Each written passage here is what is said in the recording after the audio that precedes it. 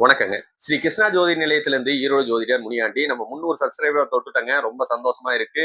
இன்னும் சப்போர்ட் பண்ணுங்க. உங்களுக்கு வேணுங்கிற தகவல் நம்ம குடுத்துக்கிட்டே இருக்கலாம் அப்படிங்கிற காரணம் தான். இதுக்கு மேலயும் பார்த்தீங்கன்னா, கொஞ்சம் ராசி பலன் பத்தியும் டெய்லி கொஞ்சம் அப்டேட் பண்ணிக்கிட்டு இருக்கலாம் அப்படிங்கிற ஒரு எண்ணமும், ஜாதக பலன்களையும் பிறக்கிற குழந்தைகளுக்கு போட்டுட்டு இருக்கலாம் அப்படிங்கிறதும் எண்ணமும் ஓடிட்டு இருக்குங்க. அதனால முடிஞ்ச வரைக்கும் சப்போர்ட் பண்ணுங்க. உங்களுக்கு வேணுங்கிற தகவல் கிடைக்கும். அடுத்தது பார்த்தீங்கன்னா, 2026 மகர ராசிக்கு உண்டான பலன்கள பார்க்கலாம்.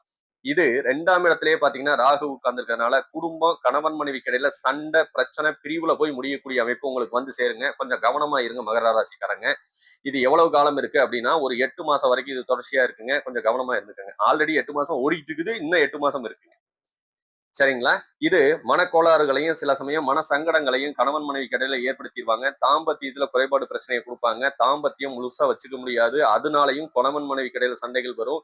இல்ல அப்படின்னு சொன்னா, வேறு ஆண்களுடையோ, அதாவது பெண்கள் ஆண்களுடையோ, ஆண்கள் பெண்களுடையோ சகவாசமோ, தொடர்புகளோ ஏற்படுத்தும். அதுக்கும் இது பிரச்சனைய குடுக்கறதுக்கு ஒரு வழியா வகுக்கும் அப்படிங்கிறதுனால, முடிஞ்ச வரைக்கும் கொஞ்சம் கவனமா இருக்கிறது சிறப்பு.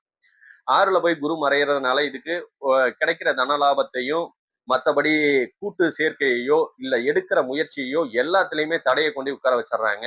அதிகபட்சமா கடன், நோய், வம்பு வழக்கு பிரச்சனை, சில சமயம் கோர்ட்டு கேஸ்க்கும் அலைய வேண்டிய சூழ்நிலை மகர ராசிக்காரங்களுக்கு வந்து சேருது. கொஞ்சம் கவனமா இருங்கன்னு அதான் நல்லது. ராசிக்கு 8ல பாத்தீங்கன்னா கேது போய் உட்கார்ந்துட்டாங்க. அதுவும் பாத்தீங்க அப்படின்னு சொன்னோம்னா, ஆணா இருந்தா மனைவி குடும்பத்தாலையும் சங்கடத்தை கொடுக்கும். பெண்ணா இருந்தா கணவன் குடும்பத்தினாலையும் சங்கடத்தை கொடுக்கும். அவங்கள்ட்ட கெட்ட பேரையும் கொடுக்கும். நல்ல தன்மையை அது கெடுக்கக்கூடிய அமைப்புக்கு இழுத்து கொண்டே நிறுத்திடுறாங்க. சரிங்களா? இப்போதைக்கு 10ஆம் இடத்தை குரு பார்த்துட்டு இருந்தாலும் தொழில் பெருக்கத்தை அது தடை ஏற்படுத்தக்கூடிய அமைப்பு தான் இருக்குதுங்க. ஏன்னா அவர் வக்ரகதியில இருக்கிறதுனால ஒரு 3 மாசம் கழிச்சு தொழில் பெருக்கத்தையோ, லாபத்தையோ கொடுக்கலாங்க. சரிங்களா? 9ஆம் இடத்தை பார்க்கறதுனால, சனி பார்க்கறதுனால சில சமயம் தந்தைக்கு ஆயுள் பங்கமோ, தந்தை வழி உறவுகளுக்கு ஆயுள் பங்கத்தையோ கொஞ்சம் ஏற்படுத்தக்கூடிய அமைப்பு வந்து சேருங்க.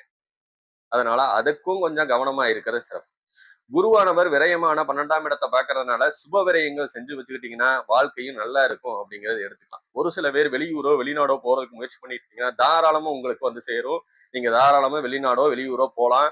என்னன்னு பாத்தீங்கன்னா சில சமயம் பூர்வீகத்துல உங்களை இருக்க விடாது அப்படிங்கிறதையும் நல்லா புரிஞ்சுக்கோங்க. கொஞ்சம் அதனால கவனமா இருந்துக்கிறது சிறப்பு. சரிங்களா?